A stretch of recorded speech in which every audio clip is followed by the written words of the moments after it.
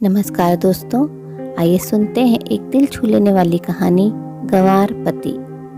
एक लड़की की शादी उसकी मर्जी के खिलाफ एक सीधे साधे लड़के से की जाती है, जिसके घर में एक माँ के अलावा और कोई नहीं है। दहेज में लड़की को बहुत सारे उपहार और पैसे मिलते हैं। लड़की किसी और लड़के से बेहद प्यार करती थी और लड़का भी। लड़की शादी कर अपने ससुराल आ गई। सुहाग रात के वक्त लड़का दूध लेकर आता है तो दुल्हन सवाल पूछती है अपने पति से। एक पत्नी की मर्जी के बिना पति उसको हाथ लगाए तो उसे क्या कहते हैं? पति कहता है, आपको इतनी लंबी और गहरी जाने की जरूरत नहीं है, बस दूध लाया हूँ, पी लीजिएगा। हम सिर्फ आपको शुभ रात्रि कहने आए थे, कहकर कमरे से निकल जाता है। लड़की मन मार कर रह जाती है, क्योंकि लड़की चाहती थी कि झगड़ा हो ताकि मैं इस गंवार से पीछा छुड़ा सकूं। है तो दुल्हन, मगर घर का कोई भी काम नहीं करती, बस दिन भर ऑनलाइन रहती और ना जाने किस किस से बातें करती। मगर उधर लड़के की माँ बिना शिकायत के दिन भर चूल्हा चौका से लेकर घर का सारा काम करती, मगर हर पल अपने होठों पर मुस्कुराहट लेकर फिरती। लड़का एक कंपनी में छोटा सा मुलाजिम है और बेहद ही मेहनती और ईमानदार है। करीब महीने भर बीत गए, मगर पति पत्नी अब तक साथ नहीं रहे थे। वैसे लड़का बहुत शांत स्वभाव वाला था, इसलिए वह ज़्यादा बातें नहीं करता था। बस खाने के वक्त अपनी पत्नी से पूछ लेता था कि कहाँ खाओगी, अपने कमरे में या हमारे साथ। पति की सोने से पहले डायरी लिखने की आदत थी, जो वह हर रात को लिखता था। ऐसे लड़की के पास एक स्कूटी थी, वह हर रोज़ बाहर जाती थी, पति के ऑफिस जाने के बाद और पति के वापस लौटते ही आ जाती थी। छुट्टी का दिन था, लड़का भी घर पर ही था, तो लड़की अच्छे भले खाने को भी गंदा कहकर माँ को अपशब्द बोलकर खाना फेंक देती है। मगर वह हमेशा शांत रहने वाला उसका पति अपनी पत्नी पर हाथ उठा देता है। मगर माँ अपने बेटे को बहुत डांटती है। इधर लड़की को बहाना चाहिए था झगड़ने का, जो उसे मिल गया था। वह पैर पटकते हुए स्कूटी लेकर निकल पड़ती है। लड़की जो रोज़ घर से बाहर जाती थी, वह अपने प्यार से मिलने जाती थी। लड़की भले टूटकर चाहती थी लड़के को, मगर उसे पता था कि हर लड़की की एक हद होती है, जिसे इज्जत कहते हैं। इधर लड़की अपने प्यार के पास पहुंचकर कहती है, अब तो एक पल भी उस घर में नहीं रहना है मुझे। आज गंवार ने मुझ पर हाथ उठाकर अच्छा नहीं किया। अरे तुमसे तो मैं कब से कहता हूँ कि भाग चलो मेरे साथ कहीं दूर, मगर तुम हो कि आजकल आजकल करती रहती हो, उस लड़के ने कहा। लड़की कहती है, शादी के दिन मैं आई तो थी तुम्हारे पास, तुम ही ने तो लौटाया था मुझे। लड़का बोला, खाली हाथ कहाँ तक भागेंगे, तुम ही बोलो। मैंने तो कहा था कि कुछ पैसे और गहना साथ ले लो, तुम तो खाली हाथ आई थी। आखिर दूर एक नई जगह में ज़िंदगी नए सिरे से शुरू करने के लिए पैसे तो चाहिए ना। लड़की ने कहा, तुम्हारे और मेरे प्यार के बारे में जानकर मेरे घर वालों ने बैंक के पासबुक, एटीएम और मेरे गहने तक रख लिए थे, तो मैं क्या लाती अपने साथ? हम दोनों मेहनत करके कमा भी तो सकते थे ना। इस पर लड़का बोला, इंसान पहले सोचता है और फिर काम करता है। खाली हाथ भागते तो ये इश्क का भूत 2 दिन में उतर जाता, समझी? और जब भी मैं तुम्हें छूना चाहता हूँ, बहुत नखरे हैं तुम्हारे। बस कहती हो शादी के बाद। हाँ, शादी के बाद ही अच्छा होता है ये सब, और सब तुम्हारा तो है। मैं आज भी एक कुंवारी लड़की हूँ, शादी करके भी आज तक उस गंवार के साथ सो न सकी, क्योंकि तुम्हें ही अपना पति मान चुकी हूँ। बस तुम्हारे नाम के सिंदूर लगानी बाकी है, बस वह लगा दो, फिर सब कुछ तुम अपनी मर्जी से कर लेना। लड़का बोला, ठीक है, मैं तैयार हूँ, मगर इस बार कुछ पैसे ज़रूर साथ लेकर आना। मत सोचना हम दौलत से प्यार करते हैं, हम सिर्फ तुमसे प्यार करते हैं। बस कुछ छोटी मोटी बिजनेस के लिए पैसे चाहिए।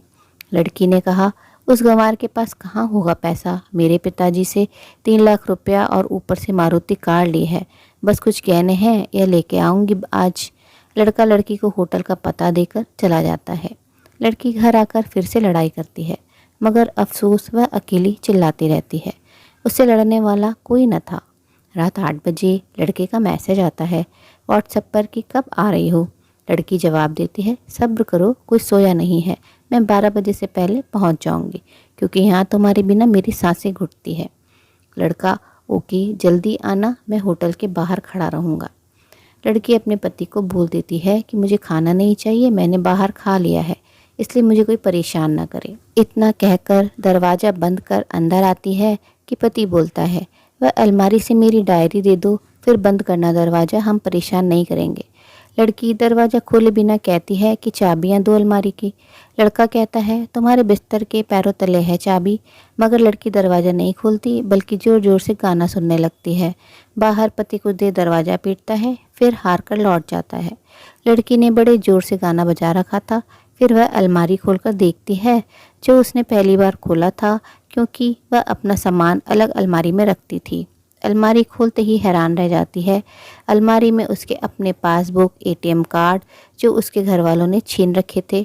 खोलकर चेक किया तो उसमें वह पैसे भी ऐड थे जो दहेज में लड़के को मिले थे, और बहुत सारे गहने भी जो एक पेपर के साथ थे, और उसकी मिल्कियत लड़की के नाम थी। लड़की बेहद हैरान और परेशान थी। फिर उसकी नज़र डायरी में पड़ती है और वह जल्दी से डायरी निकालकर पढ़ने लगती है। लिखा था, तुम्हारे पापा ने एक दिन मेरी माँ की जान बचाई थी अपना खून देकर। मैं अपनी माँ से बेहद प्यार करता हूँ, इसलिए मैंने झुककर आपके पापा को प्रणाम करके कहा कि आपका यह अनमोल एहसान कभी नहीं भूलूंगा। कुछ दिन बाद आपके पापा हमारे घर आए, हमारे तुम्हारे रिश्तों की बात लेकर। मगर उन्होंने आपकी हर बात बताई हमें कि आप एक लड़के से बेहद प्यार करती हो। आपके पापा आपकी खुशी चाहते थे, इसलिए वह पहले लड़के को जानना चाहते थे। आखिर आप अपने पापा की प्रिंसेस जो थी, और हर बाप अपनी प्रिंसेस के लिए एक अच्छा ईमानदार प्रिंस चाहता है। आपके पापा ने खोज करके पता लगाया कि वह लड़का बहुत सी लड़कियों को धोखा दे चुका है और पहली शादी भी हो चुकी है, पर आपको बता न सके क्योंकि उन्हें पता था कि ये इश्क का नशा है। वह हमेशा अपनों को गैर और गैर को अपना समझता है। एक बाप के मुंह से एक बेटे की कहानी सुनकर मैं अचंभित हो गया। हर बाप यहाँ तक कि शायद ही सोचे। मुझे यकीन हो गया था कि एक अच्छा पति होने का सम्मान मिले न मिले, मगर एक दामाद होने की इज्जत मैं हमेशा पा सकता हूँ। मुझे दहेज में मिले सारे पैसे मैंने तुम्हारे अकाउंट में कर दिए, और तुम्हारे घर से मिली गाड़ी आज भी तुम्हारे घर पर है, जो मैंने इसलिए भेजी ताकि जब तुम्हें मुझसे प्यार हो जाए तो साथ चलेंगे कहीं दूर घूमने। दहेज, इस नाम से नफरत है मुझे, क्योंकि मैंने दहेज में अपनी बहन और बाप को खोया है। मेरे बाप के अंतिम शब्द भी यही थे कि किसी बेटी के बाप से कभी 1 रुपया न लेना, मर्द हो तो कमा कर खिलाना, तुम आज़ाद हो, कहीं भी जा सकती हो। डायरी के बीच के पन्नों पर तलाक के पेपर हैं, जहां मैंने पहले ही साइन कर दिया है। जब तुम्हें लगे कि अब इस गंवार के साथ नहीं रहना है तो साइन करके कहीं भी अपनी सारी चीज़ें लेकर जा सकती हो। लड़की हैरान थी, परेशान थी।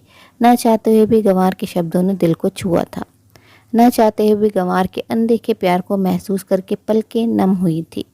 आगे लिखा था, मैंने तुम्हें इसलिए मारा क्योंकि आपने माँ को गाली दी, और जो बेटा खुद के आगे माँ की बेइज्जती होते सहन कर जाए, फिर वह बेटा कैसा। कल आपके भी बच्चे होंगे, चाहे किसी के भी साथ हों, तब महसूस होगी माँ की महानता और प्यार।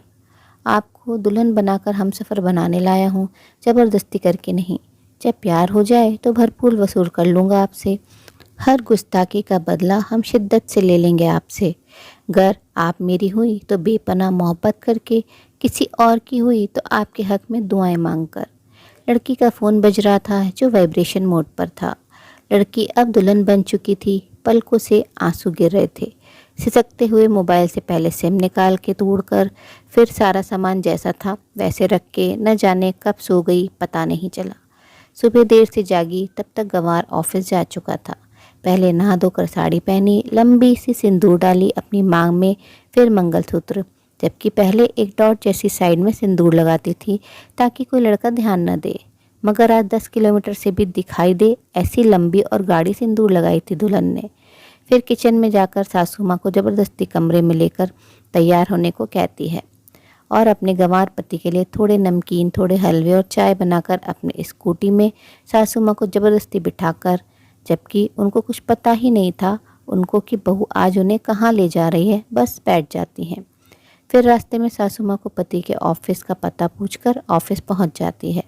पति हैरान रह जाता है पत्नी को इस हालत में देखकर। पति पूछता है, सब ठीक तो है ना माँ?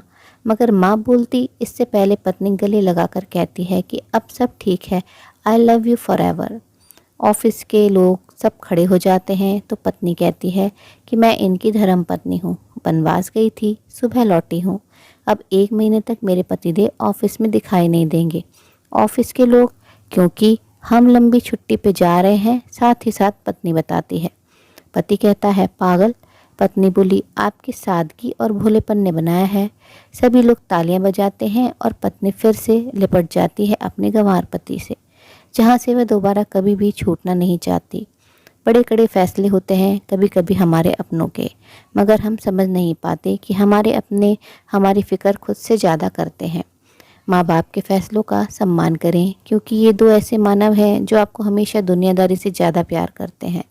दोस्तों, उम्मीद है कहानी पसंद आई होगी। कहानी अच्छी लगी तो अपनी राय कमेंट बॉक्स में ज़रूर साझा करें और अपने मित्रों और प्रियजनों के साथ भी शेयर ज़रूर करें।